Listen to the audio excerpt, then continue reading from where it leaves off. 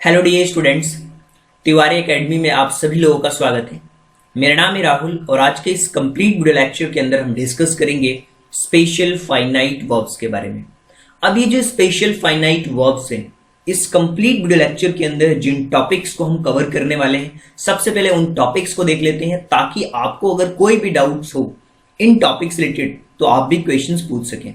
तो सबसे पहले जिन टॉपिक्स को हम कवर करेंगे उनमें सबसे पहले हम बात करेंगे ऑक्सिलरी वर्ब्स के बारे में, मॉडल वर्ब्स के बारे में। आपको डिफरेंस समझ आएगा कि ऑक्सिलरी वर्ब्स क्या कहलाती हैं, और नॉन फाइनाइट के बारे में इससे पहले की वीडियो लेक्चर्स के अंदर हमने डिटेल्ड में कवर किया है। इसके अलावा हम डिस्कस करेंगे फंक्शंस के बारे में कि जो स्पेशल फाइनाइट वर्ब्स हैं उसके क्या मेन फंक्शंस होते हैं। फिर हम बात करेंगे as a common finite verbs कौन कौन सी वर्ब्स आती हैं। इसके अलावा एज अ ऑक्सिलरी वर्ब यानी कि जो मॉडल वर्ब्स होती हैं वो कौन कौन सी होती हैं, और कुछ स्पेशल जो मॉडल वर्ब्स हैं उनको हम कवर करने वाले हैं, मॉडल वर्ब्स को कवर करने वाले हैं, राइट। देखिए, सबसे पहले हम समझने की कोशिश करेंगे कि जो ऑक्सिलरी मॉडल वर्ब्स हैं क्या फंक्शन है इसके, किस तरीके से हम इन्हें आइडेंटिफाई कर सकते हैं कि ये हमारी ऑक्सिलरी मॉडल वर्ब्स है। देखिए, एक बहुत ही सिंपल वे में आपको समझाने की कोशिश करूं कि जो ऑक्सिलरी वर्ब है या फिर जो मॉडल वर्ब्स है उससे कुछ लोग हेल्पिंग वर्ब्स भी कहते हैं। अब ये हेल्पिंग वर्ब इसे क्यों कहा जाता है, इसके नाम में ही इसका मीनिंग छुपा हुआ है। Helping verbs means they helps the main verb, principal verb, जो मेन वर्ब को हेल्प करती हैं उन्हें हम ऑक्सिलरी वर्ब या फिर हेल्पिंग वर्ब भी कहते हैं। इन ऑक्सिलरी वर्ब को आप ये कह सकते हो कि पहली चीज की टेंस के मूड को समझने में हेल्प करती हैं, कुछ प्रिंसिपल वर्ब्स, और कुछ जो हमारी वर्ब्स होती हैं वो हेल्प करती हैं उनकी सिग्निफिकेंस को जानने में कि ये जो प्रिंसिपल वर्ब है इसका पर्पस क्या है, राइट। उसके पर्पस को जानने में हमें इसकी मदद, उससे हमें मदद मिलती है उसके पर्पस को जानने में। यानी कि एक चीज तो बहुत क्लियर हमें समझ में आ चुका है कि ऑक्सिलरी और मॉडल वर्ब सेम चीजें हैं। कुछ लोग इसे हेल्पिंग वर्ब भी कहते हैं, और इन हेल्पिंग वर्ब को हेल्पिंग वर्ब इसलिए कहा जाता है because they help the main verb या फिर प्रिंसिपल वर्ब को मदद करती हैं। अब ये किस तरीके से मदद करने वाली हैं, चाहे वो हो सकता है टेंस के रूप में मदद कर रही हो जिसमें is, am, are, has, have हम यूज करते हैं, और कहीं ना कहीं जो मॉडल से वो एग्जैक्टली मूड को बताता है, mood of some principal verbs उसको भी बताते हैं, और ये हमें इसका एक खुद का जो सिग्निफिकेंस होता है वो पता चलता है प्रिंसिपल वर्ब्स का कि इसका पर्पस क्या है, ये हमें पता चलता है कंप्लीटली मॉडल वर्ब से, राइट। अब कुछ जो मॉडल वर्ब्स होते हैं ना, जब प्रैक्टिकली हम एग्जांपल्स देखेंगे तो सारी चीजें और डिटेल में हमें समझ में आने वाली है। जैसे फॉर एग्जांपल अगर मैं आपको बताने की कोशिश करूं कि कौन कौन से फाइनाइट वर्ब्स होते हैं, जो स्पेशल फाइनाइट वर्ब्स हैं वो किस तरीके से और कौन कौन से होते हैं, टोटल कितने होते हैं, अगर इनको आप समझना चाहते हैं। देखिए, पहले अगर टेंसेस आपने अगर थोड़ा बहुत आपको आइडिया होगा तो इज, एम, आर, वॉज, वर, ये स्पेशल फाइनाइट वर्ब्स के अंदर आते हैं, या आप ये कहें कि ये ऑक्सिलरी वर्ब है, या आप ये कहें कि ये हेल्पिंग वर्ब है। ये तीनों ही बातें सही हैं। Be, been, being, do, does, did, right. इसके अलावा भी होती हैं जैसे कि has, have, had, shall, will, should, would, और इसके अलावा can, could, may, might, ought, must, need, dare. अगर हम बात करें ना, ये टोटल 27 है। अगर इन सबको अगर आप देखेंगे 27 है, और ये स्पेशल फाइनाइट वर्ब्स की कैटेगरी के अंदर आती हैं। यानी कि अगर इन 27 के अंदर आपने कमांड पकड़ ली, आपने ये सीख लिया कि इज का सही तरीके से यूज क्या होगा, एम का सही तरीके से यूज क्या होगा, कहां पे हम आर का यूज करते हैं, कहां पे बीइंग का यूज करना है, कहां पे वुड का यूज करना है, कहां पे शुड का यूज करना है, यकीन मानो आपके सारे टेंसेस क्लियर हो जाएंगे और आप बहुत अच्छी तरीके से इंग्लिश भी बोल पाएंगे, बिकॉज इनकी मदद से ही हम इंग्लिश स्पोकन में अपनी जो कम्युनिकेशन स्किल्स है उसको इंप्रूव कर पाते हैं। यही स्पेशल फाइनाइट वर्ब्स हैं जो आपको हेल्प करती हैं। अब यहाँ पे कुछ चीजों को हम समझते हैं कि ये जो परफॉर्म करते हैं स्पेशल फंक्शंस, अब ये जो स्पेशल अगर फंक्शंस को परफॉर्म करेंगे, स्पेशल फाइनाइट वर्ब्स कहते हैं, इसका यूज होता है क्वेश्चंस को पूछने में, क्वेश्चंस को बनाने में। जैसे मैंने बोला are you ready for learn English, क्या आप तैयार हैं इंग्लिश को सीखने में। बहुत बार आपने देखा होगा आप यूज करते हैं मे आई कम इन, स्कूल में बहुत ज्यादा बार यूज किया जाता है मे आई कम इन। यहाँ पे क्या कर रहे हैं आप, क्वेश्चंस को क्रिएट कर रहे हैं, क्वेश्चंस बना रहे हैं, क्वेश्चंस को मेक करने में हम इसका यूज करते हैं, are you ready, may I come in, right. इसके अलावा और भी बहुत सारी चीजों में यूज होता है, लाइक जैसे कि आप किसी चीज को कंबाइन करते हैं with not in negative, right. Negative के सेंस में जैसे is not, are not, can not, right. तो ये क्या हो रहा है, ये कंबाइन हो रहा है, नेगेटिव में कंबाइन हो रहा है, इन चीजों को विथ नॉट के साथ हम कंबाइन करते हैं, यानी कि ये स्पेशल फंक्शन की तरह स्पेशल परफॉर्मेंस देते हैं, स्पेशल परफॉर्म करते हैं ये, इसीलिए इसे स्पेशल फाइनाइट वर्ब्स कहा जाता है। इसके अलावा कंबाइन के अलावा, क्वेश्चन पूछने के अलावा भी बहुत सारी चीजें होती हैं जो ये यूज करने में हमारी मदद करते हैं, जैसे कि क्वेश्चन टैग। जैसे क्वेश्चन टैग का मतलब क्या होता है, जैसे it is very hot today लिखा हुआ है तो हम इसको क्वेश्चन टैग में लिख सकते हैं is it not it, right, is not it, is not it, ये क्वेश्चन टैग के क्वेश्चंस होते हैं। देखिए क्वेश्चन टैग अलग से डिस्कस करेंगे, कंप्लीटली एक पूरा सेपरेट लेक्चर आएगा क्वेश्चन टैग के ऊपर। अगर आपको आंसर सॉर्ट करना है, जैसे are you going to home, मैंने आपसे क्वेश्चन पूछा, इसका आंसर या यस में होगा या नो में, यानी कि आप आंसर्स को सॉर्ट कर रहे हो, यस आई एम या no I am not, right. अगर मैंने पूछा कि are you getting my point, क्या आप मेरी चीज को समझ पा रहे हो, तो आप बोलोगे यस या फिर नॉट, राइट। तो ये क्या हो रहा है, आप अपने आंसर्स को सॉर्ट करने का काम कर रहे हो, किसकी मदद से, इन्हीं स्पेशल फाइनाइट वर्ब्स की मदद से, राइट। इसके अलावा और भी चीजें होती हैं जिसमें हम यूज करते हैं, लाइक जैसे कि आपको यूज करना हो टेंसेस के रूप में, जैसे कि वो जा रहा है, ही इज गोइंग, वो जा रहा था, ही वॉज गोइंग, वो जा चुका है, ही हैज गॉन, राइट। तो ये टेंसेस के फॉर्मेट में इसका यूज आप देख पा रहे हैं, यानी कि ये जो वर्ब्स हैं वो अलग अलग तरीके से अलग अलग कंडीशंस में यूज की जाती हैं। अब हम बात कर लेते हैं कि इनके जो फंक्शंस हैं, जो स्पेशल फाइनाइट वर्ब्स के जो फंक्शन है वो किस तरीके से काम करते हैं। देखिए ये जो 27 जो मैंने आपको बताया स्पेशल फाइनाइट वर्ब, जिसमें is, am, are, was, were, been, being, ये वुड, शुड, ये सारी चीजें, नीड, डेयर, ये सारा जो 27 था, इनको हम अलग अलग कैटेगरी वाइज यूज करते हैं। पहली चीज वो होती है जिसमें हम कॉमन फाइनाइट वर्ब्स को लेते हैं। अब ये कॉमन फाइनाइट वर्ब्स किस तरीके से होती हैं, देखिए कॉमन में क्या होता है, ये जो वर्ब्स होती हैं एज अ मेन वर्ब की तरह काम करती हैं, एज अ मेन वर्ब की तरह काम करती है। और सबसे बड़ा डाउट लोगों को यही होता है कि ये मेन वर्ब की तरह कैसे काम करती है, अगर इसे हम हेल्पिंग वर्ब कहते हैं, क्योंकि ये तो मेन वर्ब में हेल्प करती है। देखिए ये मेन वर्ब को हेल्प तो करती है, बट कभी कभी ये मेन वर्ब की तरह काम करती है। जैसे फॉर एग्जाम्पल अगर मैंने बी को लिया, तो बी का मतलब होता है किसी चीज को एग्जिस्ट करना, होना, राइट, बिकम, होना, बी का ही ये फॉर्मेट है, राइट, यानी कि कहीं ना कहीं आप वो चीज एग्जिस्ट कर रही है। फॉर एग्जाम्पल जैसे मान लो आपने एक बहुत सिंपल सा सेंटेंस बोला, आई am a student of class 6th, तो ये जो एम है, ये एम किसको प्रेजेंट कर रहा है, कहीं ना कहीं बी को ही प्रेजेंट कर रहा है, राइट। ये किसको प्रेजेंट कर रहा है, बी को ही प्रेजेंट कर रहा है, और कहीं ना कहीं ये बी का ही एक फॉर्मेट होता है, एक रूप होता है, आप कह सकते हैं। आई am a student of class 7th, मैं क्लास 7th का या क्लास 6th का स्टूडेंट हूं, राइट। इसकी ये मीनिंग हुई, ये नहीं एग्जिस्ट कर रही है वो चीजें। आप इस चीज को समझने की कोशिश करिए। एक और एग्जांपल्स मैं आपको बताता हूं।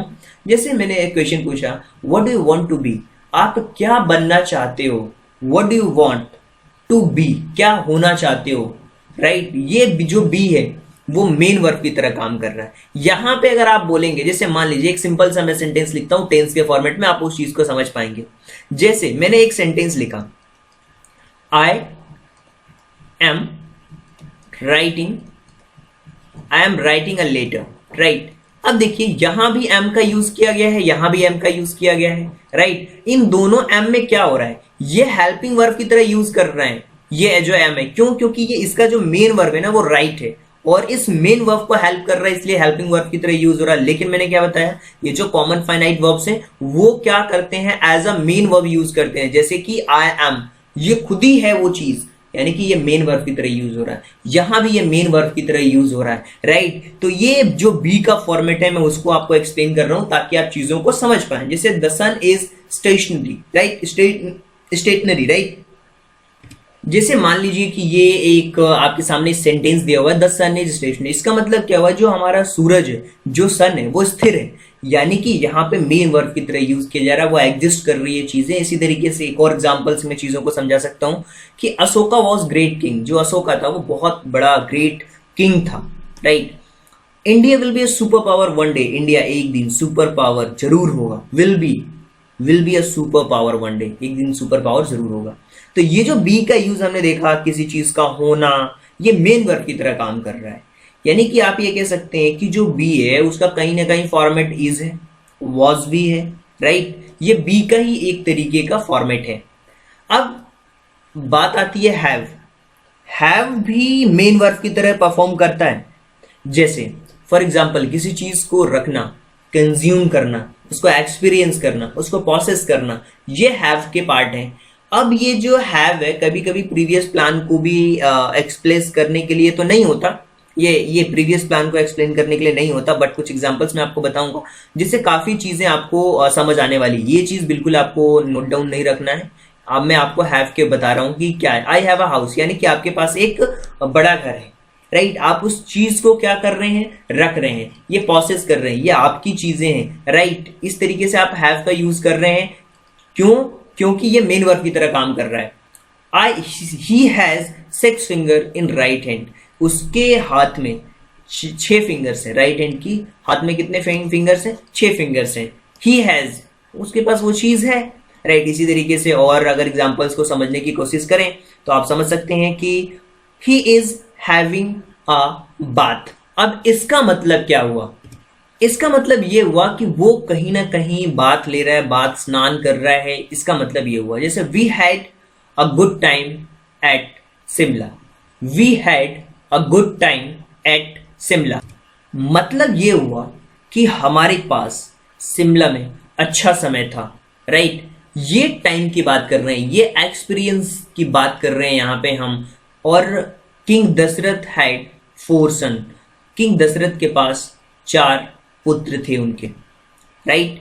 Ram, Lakshman, Bharat and Shatrughan, right. ये जो सारी चीजें हैं वो हैव को बता रही है। हैव के इतने सारे पार्ट्स होते हैं और यहाँ पे हैव के साथ अगर आप बोलेंगे कि सर ये हैव के साथ थर्ड फॉर्म क्यों नहीं आती, अगर हैव के साथ कोई मेन वर्ब आती है इसका मतलब वो हैव हेल्पिंग वर्ब की तरह यूज किया जा रहा है, मेन वर्ब की तरह यूज नहीं किया जा रहा है। इसी तरीके से डू, डू क्या होता है? परफॉर्म करने के लिए किसी चीज में हम उसका यूज करते हैं। डू का परफॉर्मेंस के लिए यूज किया जाए, फॉर एग्जाम्पल जैसे I do my homework regularly. जैसे कि I do my homework regularly एक सेंटेंस है, तो आप यहाँ पे क्या कर रहे हैं? परफॉर्म कर रहे हैं, अपना होमवर्क रेगुलरली परफॉर्म कर रहे हैं। इसी तरीके से ही did his best to get out of the trouble, इस ट्रबल से बाहर निकलने के लिए उसने अपना बेस्ट दिया, राइट। तो आप समझ, परफॉर्मेंस की बात हो रही है। ही did his work all night, उसने नाइट तक सारे काम कंप्लीट कर लिए, मीन्स उसने अपना काम रात भर किया। ही did his work all night, right. यहाँ पे परफॉर्मेंस के बारे में बात हो रही है। तो आपने देखा कि डू का यूज मेन वर्ब की तरह भी हो रहा है, हैव का यूज मेन वर्ब की तरह हो रहा है, और जो हमने देखा बी का जो यूज है वो भी मेन वर्ब की तरह हो रहा है। यानी कि आप कह सकते हैं कि ये कॉमन फाइनाइट वर्ब्स की कैटेगरी में आते हैं। बट अगर यही जब हम बात करते हैं ऑक्सिलरी वर्ब की तरह, यानी कि हेल्पिंग वर्ब की तरह, तो वहां पे ये कैसे काम करते हैं आप देखेंगे, चीजें आपको ऑटोमेटिकली समझ आएगी कि ये वही जो डू है, वही जो हैव है, वो किस तरीके से काम कर रहे हैं जब हम ऑक्सिलरी वर्ब के बारे में बात करें। देखिए, जहां भी ऑक्सिलरी वर्ब के बारे में बात की जाए वो डायरेक्टली टेंस से जुड़ा होता है, और be, have, do are the used form of positive, negative, interrogative tenses. देखिए, इसका पॉजिटिव में, नेगेटिव में, इंट्रोगेटिव में टेंसेस के रूप में यूज होता है, जबकि ये जो होते हैं इन्हें ऑक्सिलरी और हेल्पिंग वर्ब कहते हैं, राइट। अब जब मेन वर्ब की तरह काम कर रहे हैं तो कॉमन फाइनाइट वर्ब्स की तरह ये काम कर रहे हैं। अब देखिए, जैसे मान लीजिए कि आई सिंग, इसका मतलब हुआ मैं गाता हूं। आई डू नॉट सिंग, मैं नहीं गाता हूं। डू आई सिंग, क्या मैं गाता हूं? आई सिंग, मैंने गाया। आई डिड नॉट सिंग, मैंने नहीं गाया, मैंने नहीं गाया। डिड आई सिंग, क्या मैंने गाया? आई हैव सन, मैं गा चुका हूं। यहां पे थर्ड फॉर्म आ रही है, यहां पे थर्ड फॉर्म आ रही है, मैं गा चुका हूं। आई हैव नॉट संग, मैं नहीं गा चुका हूं। क्या मैं गा चुका हूं? ही हैज संग, वह गा चुकी है। ही हैज नॉट संग, वह नहीं गा चुकी है।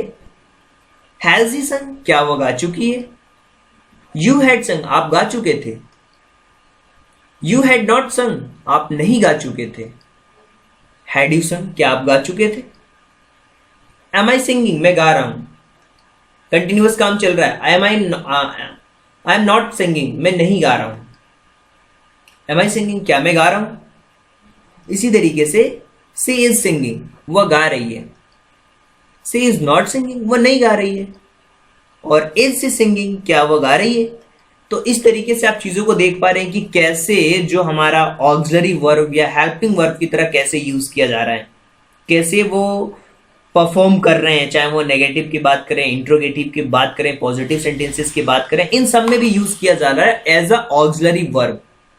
अब हम समझने की कोशिश करते हैं कि एज अ मॉडल वर्ब्स कैसे वो यूज किया जा रहा है। देखिए, अगर हम मॉडल वर्ब्स की जहां भी बात करते हैं ना, तो जो मॉडल वर्ब्स होता है वो कंप्लीटली एक मूड को बताता है।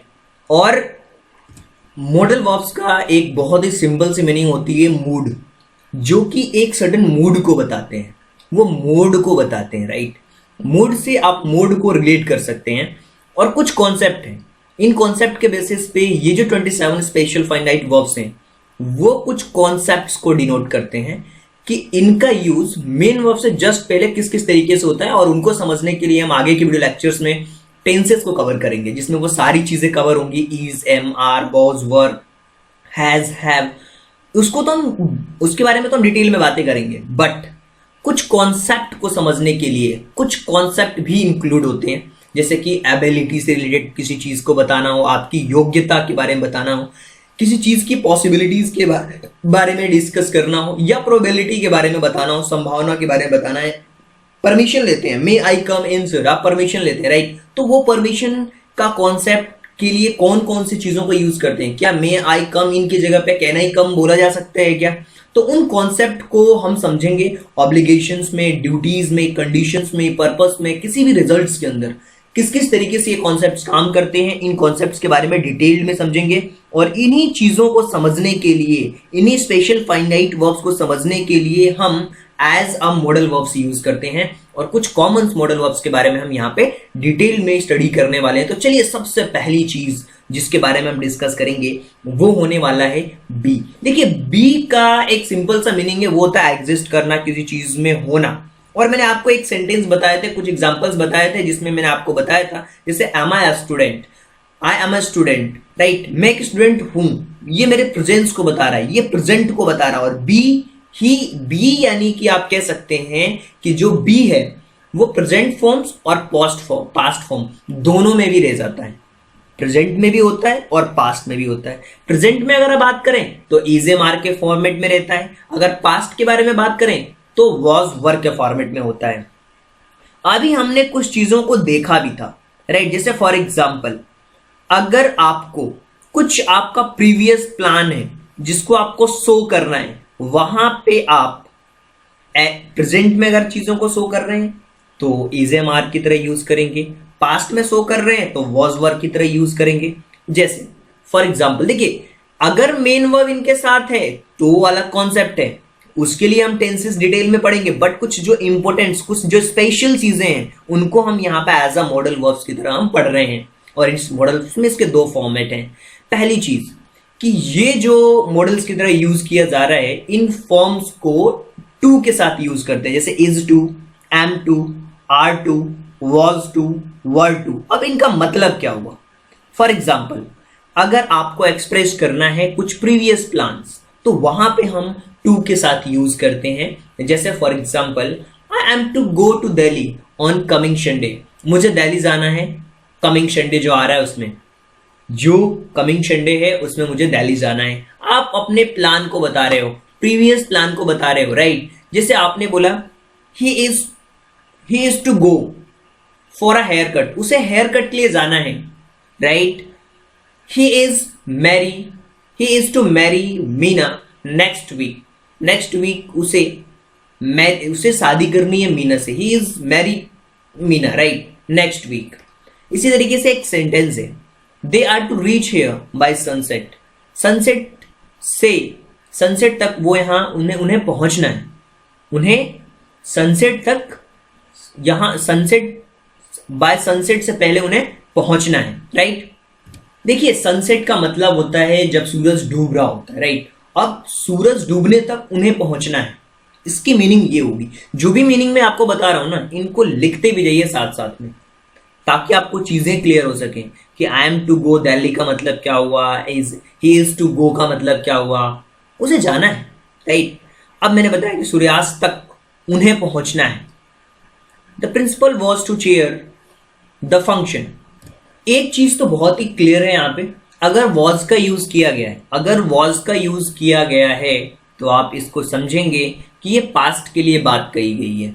यहां पे लिखा जा रहा है the principal was to chair the function. ये जो फंक्शन था उसकी अध्यक्षता प्रिंसिपल को करना था। फंक्शन की अध्यक्षता प्रिंसिपल को करना था, राइट। कहते हैं ना ये चेयरपर्सन है हमारे इस प्रोग्राम के, इस फंक्शन के, तो उस प्रिंसिपल को करना था। ये तो मैंने बात की बी के बारे में, लेकिन कहीं ना कहीं हमें हैव को भी समझना होगा। ये तो बी के बारे में हमने बात की, और हैव को अगर मैं समझने की कोशिश करूं और आपको बताने की कोशिश करूं, तो ये जो हैव है ना, इसके भी दो फॉर्मेट होंगे मॉडल्स के रूप में, हैज और हैड। एक तो प्रेजेंट में अगर बात करें तो हैज हैव होगा, पास्ट को अगर आप समझना चाहते हैं तो वो हैड होगा उसका। अब इसको हम यूज करते हैं, जैसे मान लीजिए कोई ऐसा काम है जिसको आपने कंप्लीट कर लिया, right, to get job done, right, I had my shoes mended. एक सिंपल सा मैं आपको बताता हूं, सिंपल सा sentence, to get job done. यहां पे एक सिंपल सा सेंटेंस आप देख पा रहे हैं, आई हैड माई शूज मेंडेड, राइट। अब इस सेंटेंस की जो मीनिंग होगी वो ये होगी कि मैंने अपने जूते ठीक करवा लिए थे। मैंने अपने जूते ठीक करवा लिए थे, मेंडेड, ठीक करवा लिए थे। देखिए जो भी मीनिंग्स मैं बोल रहा हूं ना, आप लिखते जाएंगे इनके नीचे तो काफी चीजें क्लियर होती जाएंगी कि यार ये हैव का यूज किस किस तरीके से किया जा रहा है। यहाँ पे कोई काम हमने कंप्लीट कर लिया, गेट डन कर लिया, तो वहां पे यूज करते हैं। फॉर एग्जाम्पल एक और चीज है, यहाँ पे एक और सेंटेंस में आपको बोलता हूं, और उस सेंटेंस से भी आपको काफी चीजें समझ आने वाली हैं। जैसे फॉर एग्जाम्पल अगर आप समझना चाहते हैं एक और सेंटेंसेस को, तो देखिए एक और सेंटेंस में लिख रहा हूं और आपको काफी चीजें उससे क्लियर भी होने वाली है। और सेंटेंस हमारा है, She has her hair dressed every month। अगर आप मुझसे इसकी मीनिंग पूछेंगे तो एक चीज बहुत क्लियर है, हैज यानी कि प्रेजेंट में बात की जा रही है, सी यानी कि किसी लड़की के लिए यूज किया जा रहा है। सी हैज हर हेयर यानी कि वह अपने बालों को हर मंथ तैयार करती है, ड्रेस्ड करती है, हर मंथ तैयार करती है। वह अपने बालों को हर महीने तैयार करती है। इसकी हिंदी क्या हो जाएगी, वह अपने बालों को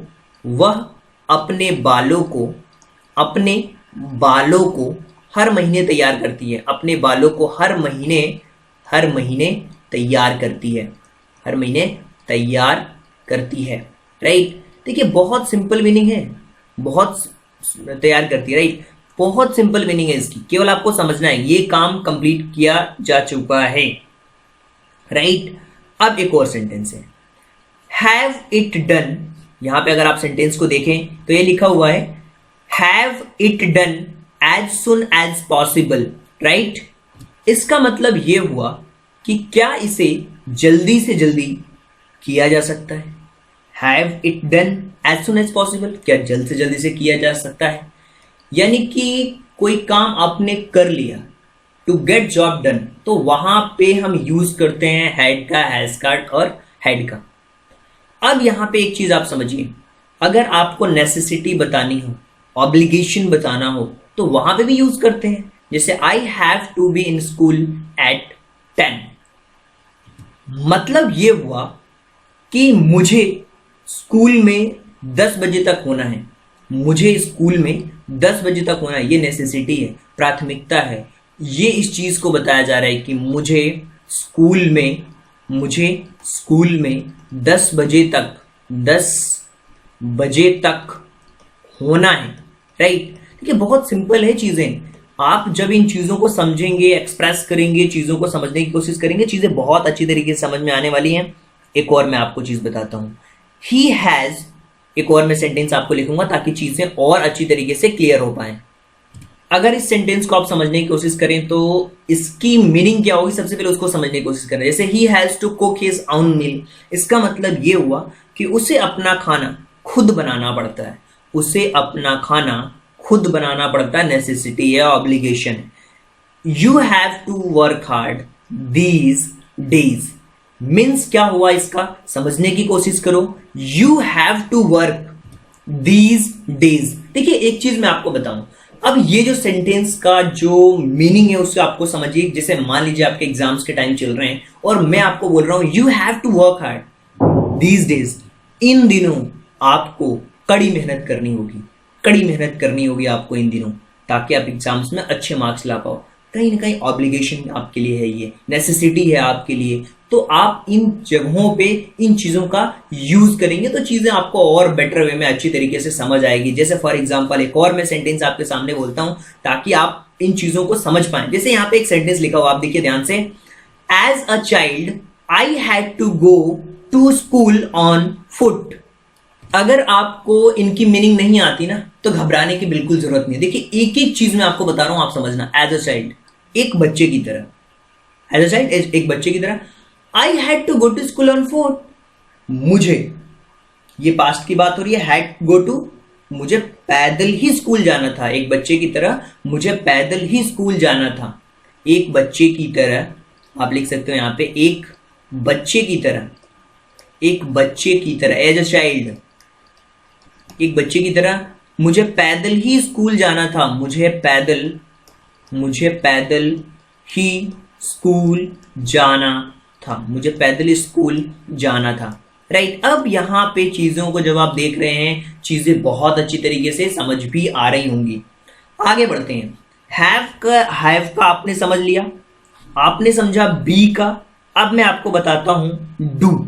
अब ये डू कहां पे किस कंडीशन में यूज किया जाता है, इसको हम समझने की कोशिश करते हैं। देखिए जब भी डू के बारे में बात होती है ना, तो डू जो है वो कहीं ना कहीं स्ट्रेस ऑफ एक्शन को बताता है।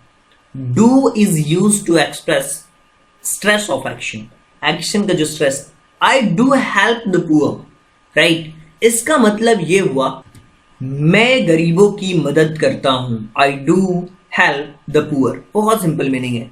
एक और सेंटेंस में आपको बोलता हूं, he does smoke but not in school, right, मतलब ये हुआ कि वो स्मोक तो करता है लेकिन स्कूल में नहीं, राइट। इसी तरीके से एक और सेंटेंस है, यहां पे लिखा हुआ है do help us please at this time. देखिए यहां पे जो मीनिंग लिखी हुई है ना, बहुत ही नॉर्मल मीनिंग है। डू हेल्प अस प्लीज, कृपया हमारी मदद करें, एट दिस टाइम, इस समय में। तो आप कह सकते हैं इसका मतलब ये हुआ इस समय में कृपया हमारी मदद करें। I did go there but could not see her। देखिए एक एक मीनिंग को समझने की कोशिश करिए।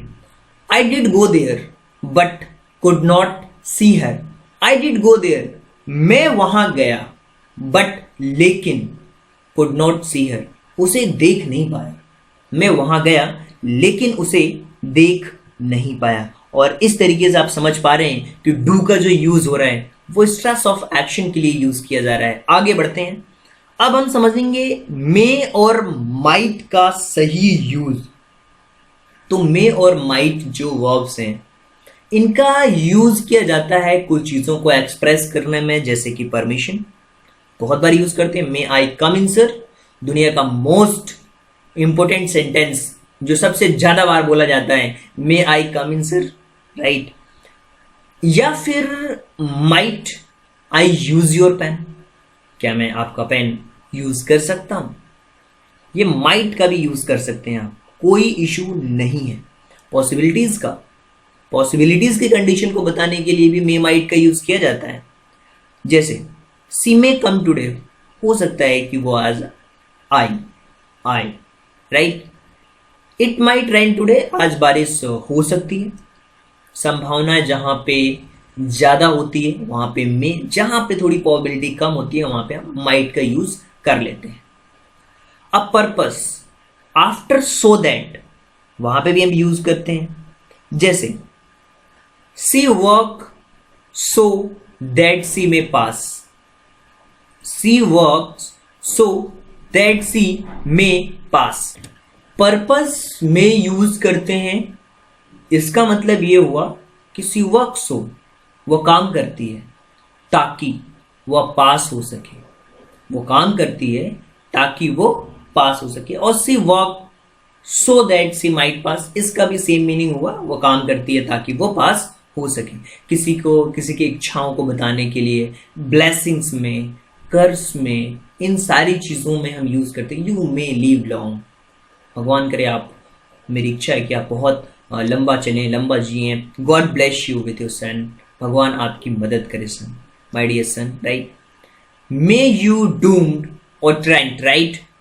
देखिए, और ट्रेंट का मतलब होता है अत्याचारी, और मे यू बी डूम्ड इसका मतलब आप बर्बाद हो सकते हो। वो अत्याचारी, आप बर्बाद हो जाओगे, राइट। कर्स मतलब अभिशाप दे रहे हैं, उसको श्राप दे रहे हैं। ब्लेसिंग्स में भी यूज करते हैं, विश में भी यूज करते हैं, पर्पस में भी यूज करते हैं, पॉसिबिलिटीज में भी यूज करते हैं, परमिशन में भी यूज करते हैं। मे माइट का यूज हम इन तरीकों से करते हैं। अब बारी है कैन और कुड को समझने की। अब ये कैन और कुड का क्या चक्कर है, इसको हम समझते हैं। कैन और कुड दोनों ही एबिलिटी, कैपेसिटी को बताने के लिए सबसे पहले यूज किया जाता है। अगर आपको कैपेबिलिटी बतानी है, मैं इस सम को सॉल्व कर सकता हूं, मैं ये जो प्लस दिया हुआ है ना इसको सॉल्व कर सकता हूं, एबिलिटी को बता रहे हैं ना, आप अपनी कैपेसिटी को बता रहे हैं ना। जैसे कि he could not solve this sum, वो इस सम को सॉल्व नहीं कर सकता या नहीं कर सकती, तो यहां पे हम कुड नॉट का यूज करते हैं। ये भी कैपेसिटी के बारे में है। कैन एनीवन बिकम गॉड, क्या कोई भी भगवान बन सकता है क्या? ये एबिलिटी है, कैपेसिटी है। So could not jump well, वो कूद नहीं सकती अच्छी तरीके से। वो क्या बता रहे हैं यहाँ पे हम, पॉसिबिलिटीज, एबिलिटीज, कैपेसिटी के पॉसिबिलिटीज को बता रहे हैं वो, कि आपकी कितनी कैपेसिटी है, कितनी एबिलिटी है आपके अंदर।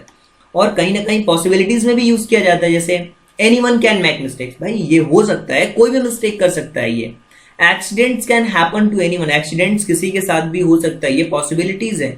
Could the news be true, she wondered, हो सकता है कि वो न्यूज सही हो, इतने सी वंडर्ड, वो आश्चर्यजनक है इस चीज को देख करके, राइट।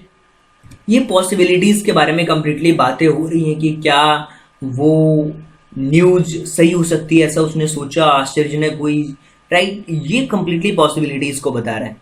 कहीं ना कहीं हम रिक्वेस्ट में भी कैन और कुड का यूज करते से, कैन यू हेल्प मी, क्या आप मेरी मदद कर सकते हो? Can you tell me the time, क्या आप टाइम बता सकते हो? Could I use your phone, क्या मैं आपका फोन यूज कर सकता हूं क्या? इन सारी चीजों में हम रिक्वेस्ट के लिए भी कैन कुड का यूज करते हैं, रिक्वेस्ट में, पॉसिबिलिटीज में, और एबिलिटी, कैपेसिटी को बताने में भी कैन कुड का यूज किया जाता है। अब बारी है मस्ट। मस्ट का यूज जो है वो काफी इंपॉर्टेंट है।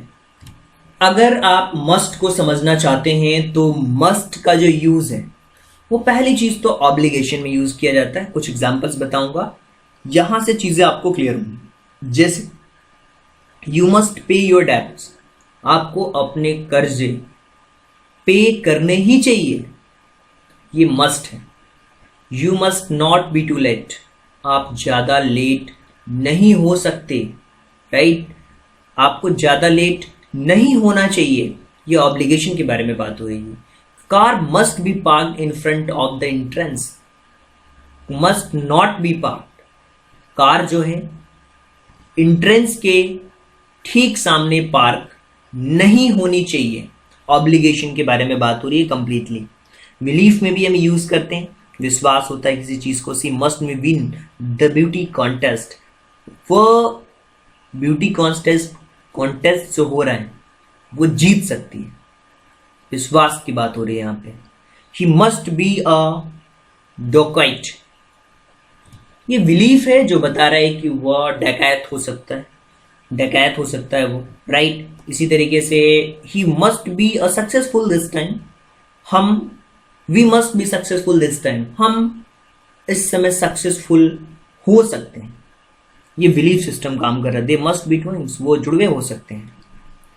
ये पॉसिबिलिटीज, बिलीफ में हमने देखा, ऑब्लिगेशन में देखा, इंटरफ्रेंस में भी हम यूज करते हैं। इंटरफ्रेंस में किस तरीके से, जैसे कि there must be a fire nearby, यहां पे एक फायर पास में होना चाहिए।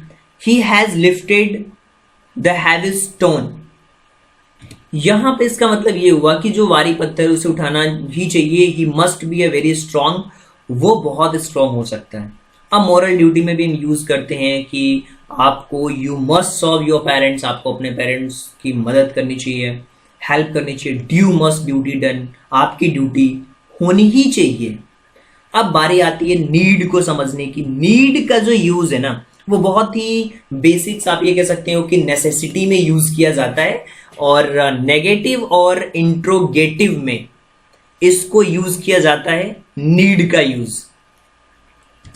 नीड का यूज नेगेटिव और इंट्रोगेटिव सेंटेंसेस में किस तरीके से किया जाता है उसको समझने की कोशिश करते हैं। देखिए, नेसेसिटी में यूज किया जाता है basically, need I go there, मुझे वहां जाने की जरूरत है। Need I go there, you need not go there, आपको वहां जाने की जरूरत नहीं है। Need you attend the office on Sunday, आपको संडे को भी ऑफिस अटेंड करने की जरूरत है।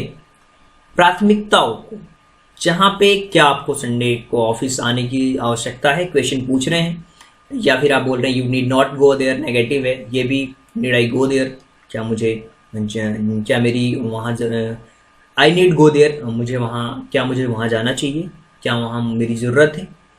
We need not worry at all, हमें बिल्कुल भी दुखी होने की ज़रूरत नहीं है। क्या मुझे वहाँ जाने की ज़रूरत है, need I go there. You need not go there, आपको वहाँ जाने की ज़रूरत नहीं है। क्या मुझे संडे को ऑफिस अटेंड करने की ज़रूरत है।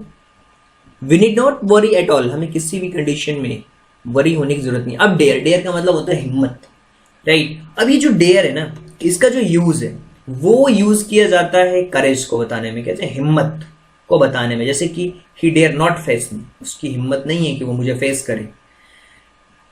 Dare you go there at night, dare you go there at night, इसका मतलब ये हुआ कि रात को जाने की हिम्मत करो। कभी कभी एंगर को बताने के लिए डेयर का यूज करते हैं, गुस्से को बताने के लिए। How dare you come inside, आपकी हिम्मत कैसे हुई अंदर आने की। How dare you come inside, बहुत बार मूवीज में आपने ये वर्ड सुना होगा और बहुत फेमस है ये। How dare you to touch my things, आपकी हिम्मत कैसे हुई मेरी चीजों को छूने की, गुस्से को बता रहा है ये डेयर। और ये डेयर काफी इंटरेस्टिंग है। डेयर देते हैं बहुत सारे लोग, यार ये मैं तेरे को डेयर दे रहा हूँ। यूज्ड भी काफी बहुत ही पॉपुलर है, जो यूज किया जाता है। आप ये समझ सकते हो कुछ इन्फिनिटिव्स को एक्सप्रेस करने के लिए, कुछ पास्ट की हैबिट्स को बताने के लिए हम एक्सप्रेस करते हैं। फॉर एग्जाम्पल, अगर पास्ट में आपकी कोई हैबिट है, you use to play kabaddi at school, हमें स्कूल से ही कबड्डी खेलने की आदत है, पास्ट की हैबिट है। और use to drink in your youth, कोई पास्ट की हैबिट है। इन योर यूथ का मतलब होता है आप जवानी के दिनों से ही आप पीने के हैबिट्स है आपकी, क्या आप जवानी में ही पीते थे। तो ये सारी चीजें हैं जो यूज की जाती हैं। अब हम बात करते हैं सेल। ये सेल का आजकल मॉडर्न इंग्लिश में बहुत कम यूज होता है, लेकिन फिर भी सेल को अगर आप समझना चाहते हैं तो ये एक्सप्रेस किया जाता है कंपल्शन में, और ये सेकंड और थर्ड पर्सन के साथ यूज किया जाता है। आप कह सकते हो कि you shall go it there and now, you shall go, you shall go, you shall do it here and now. एक चीज मैं आपको बताऊं सेल से रिलेटेड, और ये जो सेंटेंस है इसकी मीनिंग क्या होगी। You shall do it here and now, आप जो भी आप ये काम है, यू शैल डू इट, आप इसे करेंगे यहीं और अभी। इसका मतलब ये हुआ आप इसे यहीं और अभी करेंगे। You shall do it here and now compulsion है, और सेकंड और थर्ड पर्सन के साथ यूज किया जाता है सेल का, राइट। और everyone shall obey the rules, everyone shall obey the rules। everyone का मतलब हुआ कि सभी लोगों के लिए, shall obey the rules, सभी नियमों का पालन करें, सभी। थ्रेट में भी यूज किया जाता है, I shall pay for this mistake, he shall pay for his mistake। अब ये जो सेंटेंस है ना वो बिल्कुल ही थ्रेट भरा है, धमकी भरा है। ही शैल पे फॉर हिज मिस्टेक, मतलब वो अपनी गलती के लिए भुगतान जरूर करेगा, वो अपनी गलती के लिए भुगतान करेगा। You shall be punished for this, आपको इस चीज के लिए पनिश जरूर मिलेगी, आपको पनिशमेंट जरूर मिलेगी, right. You shall be punished for this, आप इसके लिए पनिश जरूर होगे, राइट। ये थ्रेट हो रहा है, कमांड के लिए भी यूज करते हैं हम, जैसे you shall not tell lies, आपको झूठ नहीं बोलना है, राइट। कमांड के बारे में बात हो रही है ना, कमांड के बारे में बात हो रही है यहाँ पे कंप्लीटली, जैसे you shall not tell lies, right. इसका मतलब क्या हुआ, you shall not tell lies, आप झूठ नहीं बोलोगे, कमांड के बारे में बात हो रही है। दे शैल नॉट स्टील, वे चोरी नहीं करेंगे, राइट। इसी तरीके से आपने देखा कि कैसे हम शैल का यूज डिफरेंट डिफरेंट पर्पस के लिए यूज कर रहे हैं और काफी चीजें आपको क्लियर हुई होंगी। अब हम बात करते हैं विल के बारे में। विल का जो यूज है वो सबसे पहले आपको समझना होगा कि ये बिल्कुल आपकी डिटर्मिनेशन को बताने के लिए यूज किया जाता है। जब बिल्कुल आप किसी चीज को लेकर के डिटरमाइन हो, फर्स्ट पर्सन के साथ यूज किया जाता है, आई और वी के साथ विल का यूज किया जाता है। और शैल के मैंने बारे में आपको बताया, शैल का जो यूज है वो सेकंड पर्सन और थर्ड पर्सन के साथ किया जाता है। जैसे फॉर एग्जांपल एक सेंटेंस है, आई विल डू और डाई, मैं करूंगा या मरूंगा, राइट। ये डिटर्मिनेशन को बता रहा है आपकी।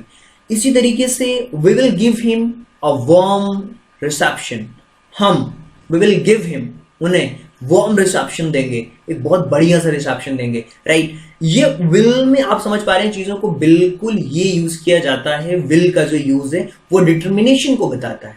और जो अगर आप शुड के बारे में समझना चाहते हैं कि शुड एक मोरल ड्यूटीज को बताता है, एडवाइस आपको ये काम करना चाहिए, ऑब्लिगेशंस में यूज किया जाता है। और कुछ जब मैं एग्जांपल्स बताऊंगा तो चीजें आपको इजीली समझ आएंगी। जैसे for example, we should respect our parents, हमें अपने पेरेंट्स की रिस्पेक्ट करनी चाहिए। We should respect our parents. इसी तरीके से one should live within one's means, इसका मतलब ये हुआ one should live within own means, मतलब हम सबको अपने जो लिव विद इन एक अपने साधनों के अंदर रहना चाहिए। इसका मतलब ये हुआ हमें अपने साधनों के अंदर रहना चाहिए, उसके अंदर जीवन जीना चाहिए। बिल्कुल ये एक एडवाइस की तरह काम करता है। जैसे कि we should obey the laws, हमें जो भी नियम है उनका पालन करना चाहिए। हमें यू शुड स्टॉप स्मोकिंग, आपको शुड स्टॉप स्मोकिंग, आपको स्मोकिंग छोड़ना चाहिए, बंद करना चाहिए, स्टॉप स्मोकिंग, राइट। कंडीशंस में भी हम शुड का यूज करते हैं। जैसे फॉर एग्जाम्पल, अगर मान लीजिए एक सेंटेंस लिखा हुआ, शुड आई बी लेट, मैं लेट हो सकता हूँ, यू वेट फॉर मी, क्या आप मेरा इंतजार करेंगे, कंडीशन। इसी तरीके से शुड यू वर्क हार्ड, अगर आप मेहनत करोगे तो यू विल सक्सीड, आप सक्सेसफुल हो जाओगे, राइट। ये कंडीशन बेस्ड सेंटेंसेस है जिनको आप अच्छी तरीके से समझ सकते हैं। और वुड को बहुत ही सिंपल वे में अगर मैं आपको समझाने की कोशिश करूं तो वुड को एक नॉर्मल वे में आप समझिए कि जो काम विल करता है फ्यूचर के लिए, वही काम वुड करता है प्रेजेंट और पास्ट की चीजों को बताने के लिए। यानी कि प्रेजेंट में रह करके अगर कोई बात की जा रही है, उस बात का मतलब प्रेजेंट में निकल रहा है। जैसे मान लीजिए कि मैं इस टाइम पे पढ़ा रहा हूं और इसी टाइम पे धोनी मैच खेल रहा है, राइट। तो मैं क्या कहूंगा, धोनी इस समय मैच खेल रहा होगा। ये प्रेजेंट के सेंस में बात हो रही है तो वहां पे वुड का यूज करेंगे, या पास्ट के सेंस में बात होगी तो भी वुड का यूज करेंगे। लेकिन वुड का यूज हम विश के लिए भी करते हैं, इच्छाओं के लिए करते हैं। Would you have cup of T, यहां पे इसका मतलब ये हुआ you would have a cup of T, इसका मतलब ये हुआ कि क्या आप एक कप चाय लेंगे। I would have a cup of T, मैं एक कप चाय लेना चाहूंगा या लूंगा, ये मेरी इच्छा है। पास्ट की हैबिट को बताने के लिए वुड का यूज किया जाता है। I would go for long walk every morning, मैं एवरी मॉर्निंग लॉन्ग वॉक के लिए जाता था, पास्ट की habit. As a child Monu would play with short, as a child Monu, इसका मतलब क्या हुआ कि एज अ चाइल्ड, एक बच्चे की तरह या बचपन में, Monu would play with sword, जो मोनू है ना वो तलवार से खेलता था। इसका मतलब ये हुआ। रिक्वेस्ट करने के लिए भी हम वुड का यूज करते हैं। Would you like to have a cup of tea, क्या आप एक कप चाय लेंगे। Would you do me a favour, क्या आप मेरा फेवर करेंगे। रिक्वेस्ट कंडीशंस में भी यूज किया जाता है वुड का। इफ यू वर्क हार्ड, यदि आप मेहनत करोगे, यू विड हैव पास्ड, आप पास हो जाओगे, राइट। शुड यू परमिट मी, आपको परमिट करना चाहिए। आई विड गो द पिक्चर्स, मैं पिक्चर्स के साथ जाऊंगा। आपको मुझे परमिट करना चाहिए पिक्चर्स के लिए, पिक्चर देखने जाने के लिए। तो ये कंडीशन की बात हो रही है। Should you permit me, I would go to the pictures, right. तो कंडीशंस के लिए देखा हमने, अलग अलग तरीके से देखा। अब आउट टू का यूज क्या होता है इसको समझते हैं। देखिए आउट का मतलब जो होता है ना, ये बेसिकली टू के साथ लगा होता है, आउट टू होता है इसमें। अब ये जो आउट टू है वो मोरल ड्यूटीज को बताता है ओवरऑल। अब ये जो मोरल ड्यूटीज किस तरह की होती है, जैसे we ought to respect our elders, हमें अपने बड़ों का सम्मान करना चाहिए, रिस्पेक्ट करना चाहिए, ये मोरल ड्यूटीज को बता रहा है। They ought not to do any excess, किसी भी चीज की अधिकता नहीं करना चाहिए, अधिक मात्रा में एग नहीं लेना चाहिए, राइट। टू नॉट एक्सेस, किसी भी चीज की, टू डू एनी एक्सेस, अधिकता नहीं करना चाहिए, उन्हें अधिकता नहीं करना चाहिए, मोरल ड्यूटीज है। You out not neglect your old parents, आपको जो आपके ओल्ड पेरेंट्स हैं उन्हें नेग्लेक्ट नहीं करना चाहिए, उन्हें नजरअंदाज नहीं करना चाहिए। ये नेग्लेक्ट की बात हो रही है, ये मोरल ड्यूटीज है हमारी, ये मोरल ड्यूटीज में यूज किया जाता है बेसिकली। और आउट, आई टू राइट से यू थैंक यू, आपको मुझे थैंक यू करना चाहिए। आउट आई टू राइट से थैंक यू, मुझे थैंक यू लिखना चाहिए, राइट। क्या आपको थैंक यू लिखना चाहिए। ये जो चीजें हैं, अगर आप कंफ्यूज हो रहे हैं कि ought I to write to say thank you का मतलब क्या हो, देखिए क्वेश्चन लगा हुआ है, यानी क्वेश्चन की बात कर रहा है। आई to write to say thank you, क्या मुझे धन्यवाद कहने के लिए, थैंक यू कहने के लिए लिखना चाहिए, इसका ये मीनिंग हुआ। मोरल ड्यूटीज के बारे में बात हो रही है। और आई होप कि जितने भी ये इंपॉर्टेंस मैंने आपको चीजें बताई हैं स्पेशल फाइनाइट वर्ब्स के अंदर, वो सारी चीजें आपको अच्छी तरीके से समझ में आई होंगी। और उम्मीद करता हूं कि ये सारी चीजें आपको बहुत अच्छी तरीके से समझ आई होगी। और आई होप कि जितने भी स्पेशल फाइनाइट वर्ब्स हैं आपको बहुत अच्छी तरीके से समझ आए होंगे। हमने 14 डिस्कस करे हैं और बाकी 27 में से हमने 14 डिस्कस कर लिए हैं। जो 13 बचे हुए हैं उनको हम कवर करेंगे टेंसेस के टॉपिक्स में, सारा कवर हो जाएगा, चाहे वो इज की बात हो, एम की बात हो, आर की बात हो, हैज, हैव, जो भी बचे हुए टॉपिक्स हैं वो सारे टेंसेस में आपके कवर हो जाएंगे। और आई होप की चीजें आपको बहुत अच्छी तरीके से समझ में आई होंगी। Thank you so much and thanks for giving your precious time at the last. God bless you. Thank you so much. सुझाव, सजेशन कमेंट में लिख सकते हैं। Thank you so much.